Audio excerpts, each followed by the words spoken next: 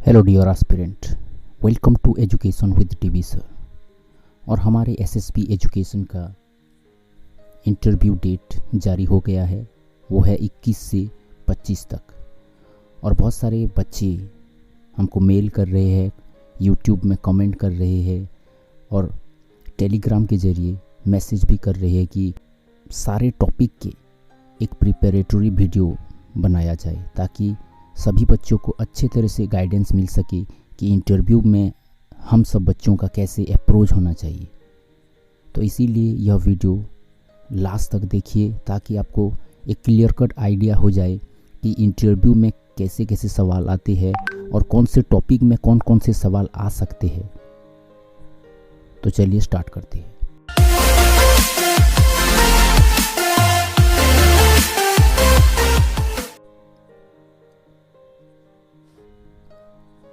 तो हम ये लेक्चर जो ले रहे हैं ये मेनली 5 वीडियो आएगा।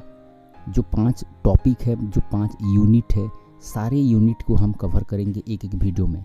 ये पहला यूनिट है, ये केबल और फिलोसॉफिकल फाउंडेशन ऑफ एजुकेशन के बारे में ही डिस्कशन होगा। फिर सेकंड वीडियो में सोशियोलॉजिकल देखेंगे, फिर थर्ड वीडियो में साइकोलॉजिकल देखेंगे, फोर्थ वीडियो में रिसर्च देखेंगे और लास्ट वीडियो में मॉडर्न ट्रेंड्स को देखेंगे।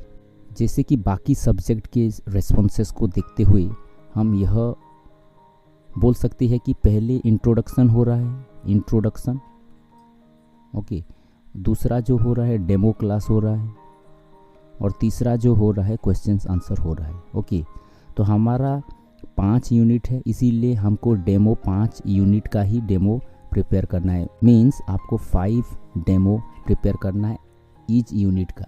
यूनिट 1 के लिए एक डेमो, यूनिट 2 के लिए एक डेमो, ऐसे करके यूनिट 5 के लिए भी डेमो होना चाहिए। अर्थात आपको 5 डेमो प्रिपेयर करना है, क्योंकि अगर आपके मर्जी से डेमो देने के लिए बोला जाए तो आप एक प्रिपेयर करके जाने से चल जाएगा। लेकिन उन्होंने ऐसा बोल दिया कि एजुकेशनल फ़िलोसॉफी में एक डेमो दो, तो आपको एजुकेशनल फ़िलोसॉफी प्रिपेयर होना चाहिए।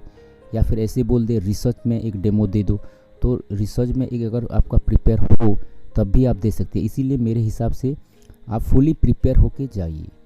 आप कम से कम 5 डेमो प्रिपेयर करके जाइए, क्योंकि डेमो ज़्यादा टाइम नहीं है। आपका 3 या 4 मिनट का डेमो आप बना लीजिए, या तो फिर ज़्यादा से ज़्यादा 4 मिनट का आप डेमो बना दीजिए, बस हो जाएगा। ऐसे भी हो रहा है, जो बच्चे रेस्पॉन्स दे रहे थे 2 या 3 मिनट डेमो चला, उसके बाद बीच में ही क्वेश्चन पूछने लगे। तो इसीलिए आप सभी टॉपिक का, सभी यूनिट का एक एक डेमो कर दीजिए, 5 डेमो, ओके। तो चलिए देखते हैं यूनिट 1 में कौन कौन से क्वेश्चंस आ सकते हैं। बच्चों का जो रेस्पॉन्स आया है उसी के आधार पर ज़्यादा क्वेश्चंस नहीं पूछा जा रहा है, क्योंकि उनके पास टाइम ही नहीं है। ज़्यादा से ज़्यादा 7, 8 या 9 या 10, ज़्यादा से ज़्यादा मैक्सिमम 10 क्वेश्चन पूछे जा रहे हैं और मिनिमम 3-4 क्वेश्चन से समाप्त हो रहे हैं। तो आप मान के चलिए कि सारे पॉइंट ऑफ व्यू को आप अगर जान लेंगे तो इंटरव्यू आपका सबसे बेहतरीन होगा। तो पहले जो आ रहा है, पहले आ रहा है ओवरव्यू। क्योंकि कोई भी टॉपिक से क्वेश्चन कैसे पूछा जाता है, डायरेक्ट डीप क्वेश्चन नहीं पूछा जाता, पहले ओवरव्यू से पूछा जाता है। जैसे कि सपोज मेरा फिलोसॉफिकल फाउंडेशन ऑफ एजुकेशन से क्वेश्चन पूछना है, तो मैं पहले ऐसे क्वेश्चन पूछूंगा कि what do you mean bye philosophy, philosophy क्या है। या फिर ऐसे पूछ सकता हूँ कि what is the relationship between philosophy and education, education और फिलोसॉफी में क्या रिलेशनशिप है। तो ऐसे करके पहले ओवरव्यू का क्वेश्चन पूछेंगे, फिर आपके जो आंसर्स होंगे उसी के आधार पे उसके डीप, इसके डीप, इसके डीप, ऐसे करके पूछते जाते हैं, ओके। तो जो भी 5 टॉपिक है, आपको ये बेसिक चीज़ें कम से कम आनी चाहिए कि फिलोसॉफी क्या है, साइकोलॉजी क्या है, सोशियोलॉजी क्या है, इसके बारे में थोड़ा बहुत जानना चाहिए। उसके फादर वगैरह है तो उनके फादर का भी नाम वगैरह जानना चाहिए, क्योंकि वही क्वेश्चन ऊपर ऊपर के पहले ओवरव्यू क्वेश्चन में आते हैं, ओके। तो पहले आप ओवरव्यू जान लिया, उसके बाद फिलोसॉफी और एजुकेशन में क्या रिलेशन है, ये भी क्वेश्चन आ सकता है। जो एजुकेशन और फिलोसॉफी का रिलेशन है,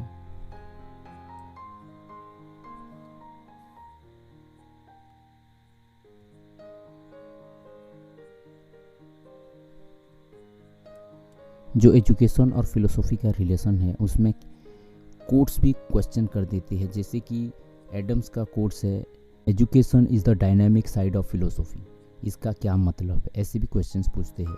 आपको कोट्स दे देंगे और उसका मीनिंग कन्वे करने के लिए पूछेंगे। जैसे कि education and philosophy are the two side of a same coin, इसका क्या भावार्थ है, या इसको किसने पूछा है और इसका क्या भावार्थ है, ऐसे करके क्वेश्चंस पूछे जाते हैं। फिर देखिए फिलोसॉफी और एजुकेशन का रिलेशन हम देखेंगे तो फिलोसॉफी क्या है क्वेश्चन आते हैं, या फिर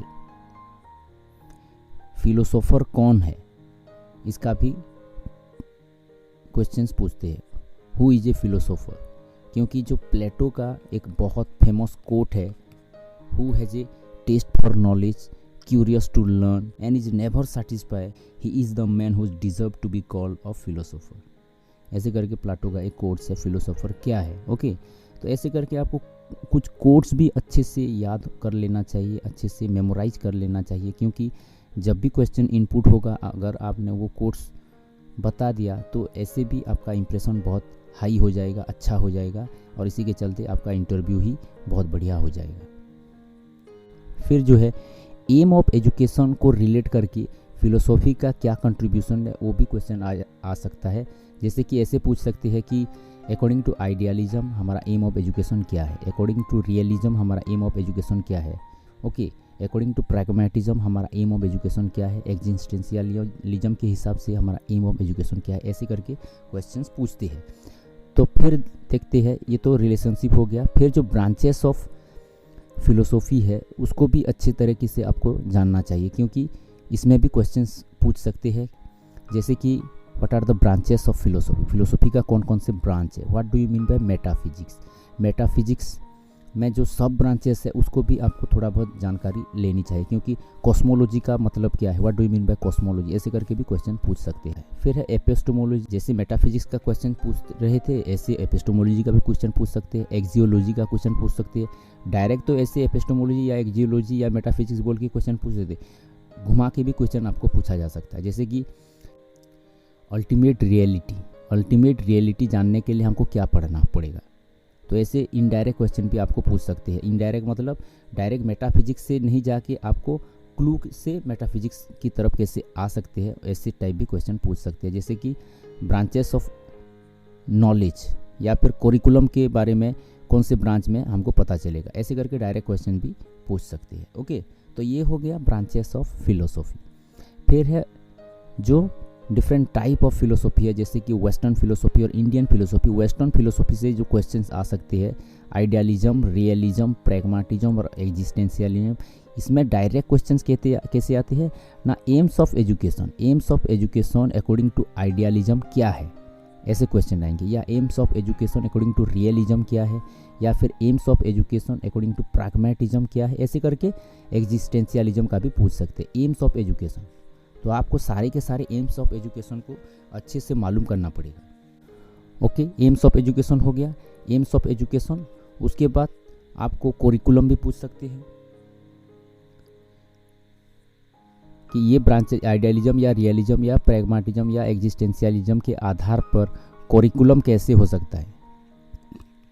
ओके, उसको भी आपको अच्छे से जानना पड़ेगा। फिर है टीचिंग मेथड्स, आइडियलिज्म के हिसाब से कौन कौन से टीचिंग मेथड प्रेस्क्राइब किया गया है, या प्रैग्मेटिज्म के आधार से कौन कौन से टीचिंग मेथड प्रेस्क्राइब किया गया है, या फिर रियलिज्म या एग्जिस्टेंशियलिज्म के आधार पर टीचिंग मेथड कौन कौन से होने चाहिए, ऐसे करके भी क्वेश्चन आते हैं। फिर है डिसिप्लिन के बारे में भी क्वेश्चन आते हैं। डिसिप्लिन, जैसे कि आइडियलिज्म में कौन से टाइप के डिसिप्लिन को फोकस किया गया है, या फिर रियलिज्म का पूछ सकते हैं, प्रैग्मेटिज्म का पूछ सकते हैं, एग्जिस्टेंशियलिज्म का पूछ सकते हैं। ऐसे आपको नहीं पूछेंगे कि आइडियलिज्म के बारे में बताइए, ऐसे ओवरऑल जनरल क्वेश्चन नहीं पूछेंगे। ऐसे करके एम ऑफ एजुकेशन से या करिकुलम से या टीचिंग मेथड से या डिसिप्लिन से कोई ब्रांच को रिलेट करके पूछेंगे, क्योंकि उनके पास ज़्यादा टाइम नहीं है, 8 या 9 या 10 क्वेश्चन से ही आपको समाप्त करना है। इसीलिए एम्स ऑफ एजुकेशन बहुत इंपॉर्टेंट है, करिकुलम इंपॉर्टेंट है, टीचिंग मेथड इंपॉर्टेंट है। ओके, फिर हो गया ये टीचर के बारे में भी पूछ सकते हैं, जैसे कि आइडियलिज्म में टीचर कैसा होना चाहिए, या सबसे ज़्यादा फ्रीडम टीचर को किस ब्रांचेस ऑफ फिलोसॉफी ने दी है, ऐसे करके भी क्वेश्चन ट्विस्ट करके भी पूछ सकते हैं। लेकिन इसका थोड़ा इंपॉर्टेंस ज़्यादा नहीं है, टीचर का, स्टूडेंट का, इसका ज़्यादा नहीं है, ये तीनों का ज़्यादा है, एम्स ऑफ एजुकेशन, करिकुलम और टीचिंग। Teaching methods. ओके, तो ये हो गया वेस्टर्न फिलोसॉफी। फिर आते हैं हम इंडियन फिलोसॉफी में। वही इंडियन फिलोसॉफी का कॉन्सेप्ट है, सांख्य है हो गया, वेदांत हो गया, बुद्धिज्म हो गया और जैनिज्म। यहाँ पर भी ऐसे पूछ सकते हैं एम ऑफ एजुकेशन क्या है, इसका कोरिकुलम क्या प्रेस्क्राइब किया गया है, टीचिंग मेथोडोलॉजी क्या क्या है, इसी के आधार पर डिसिप्लिन क्या है। लेकिन जानने के लिए सबसे ये है जो सांख्य फिलोसॉफी और वेदांत फिलोसॉफी है, सांख्य फिलोसॉफी से थोड़ा मेटाफिजिक्स को भी आपको थोड़ा जान के जाना चाहिए, मेटाफिजिक्स। ओके, मेटाफिजिक्स, क्योंकि सांख्य फिलोसॉफी में प्रकृति, पुरुष और उसके बारे में बहुत सारे कॉन्सेप्ट है, उसको भी थोड़ा बहुत आपको ओवरलुक करना है। फिर वेदांतों में जो वेदांत के टाइप्स है, उस टाइप्स को भी आपको अच्छे से जानना पड़ेगा। जैसे कि अद्वैत वेदांत है, अद्वैत वेदांत में भी क्या है, द्वैत है, द्वैताद्वैत है, ऐसे करके बहुत सारे वेदांत की ब्रांचेस है। ओके, तो ब्रांचेस और उनके थीम को भी जानना पड़ेगा। जैसे कि द्वैत वेदांत, ओके, द्वैत हो गया, द्वैत किसने दिया है ना, माधवाचार्य ने।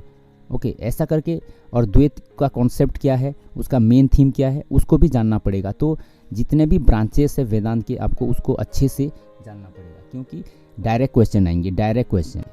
बुद्धिज्म का जो थोड़ा बहुत कॉन्सेप्ट भी है, बुद्धिज्म के हिसाब से जो मध्यम मार्ग क्या है, 4 नोबल ट्रूथ क्या है, 8 फोल्ड पाथ क्या है, ऐसे करके क्वेश्चन इसमें पूछ सकते हैं। फिर जैनिज्म में, जैनिज्म का भी सेंट्रल टेनेट जो है उसको भी क्वेश्चन पूछेंगे।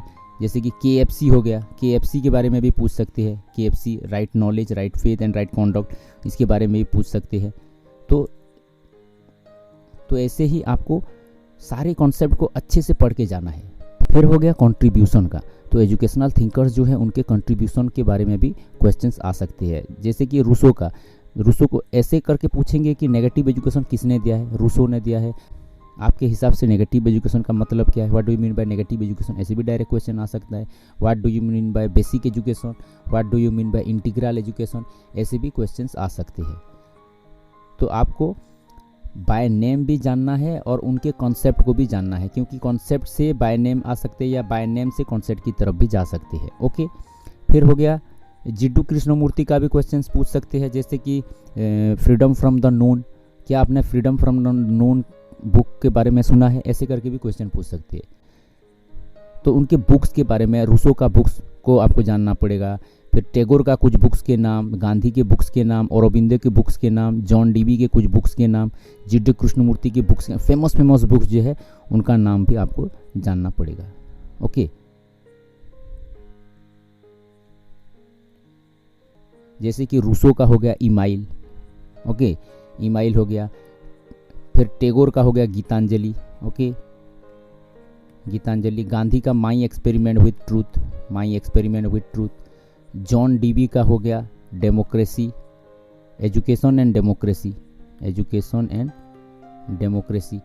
फिर हो गया जिड्डू कृष्णमूर्ति का freedom from the known, freedom from the known. ऐसे करके थोड़ा बहुत आपको इनके बुक्स के बारे में जानना पड़ेगा। औरोबिंदो का जैसे हो गया सावित्री।